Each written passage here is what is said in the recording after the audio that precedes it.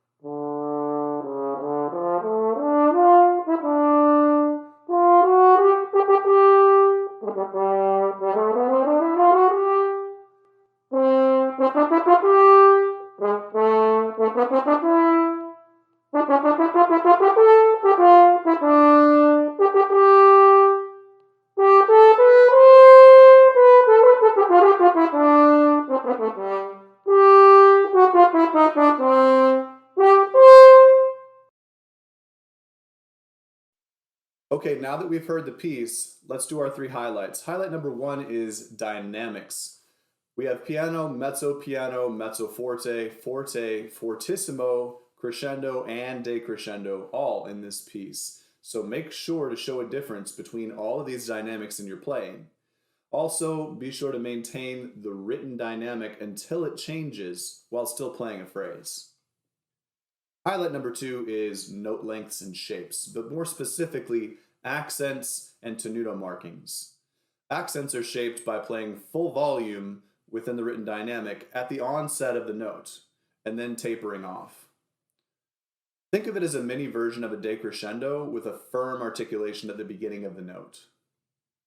A tenuto shapes a note like a block with no change in dynamic. Highlight number 3 is rhythm. There are a number of ties and syncopated rhythms in this solo. Make sure that you keep track of the beat so that you can play these accurately. I recommend maintaining an 8th note subdivision in your head throughout the piece. Practice tips. We got 3 of them. Number 1 is metronome practice. As I mentioned, there are rhythmic elements in this piece that obscure the beat. Practicing with the metronome will help you learn these correctly. I use a Korg TM40, which is great because you can use the tuner and the metronome at the same time, and not all these types of machines can do that. I also use a couple of different apps on my phone, but whatever you have available to you is what you should use. Once you're sure the beat is steady, take the metronome away so that you can be responsible for your own pulse. You may need to go back and forth between using it and taking it away a few times before you can stop using it entirely on this piece. And practice tip number 2 is focus on your air on descending lines. We have several descending lines that maintain a loud dynamic in this piece. It's important to maintain breath support as you descend so you can keep your tone full and centered. And practice tip number 3 is playing at the top of the staff.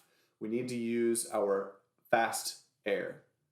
Avoid using excessive mouthpiece pressure and instead use a fast, focused, and well-supported airstream.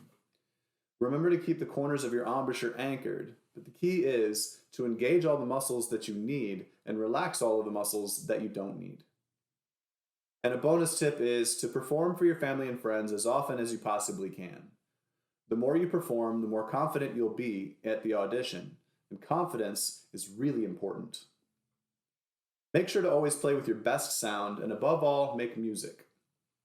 Work hard, have fun, and good luck.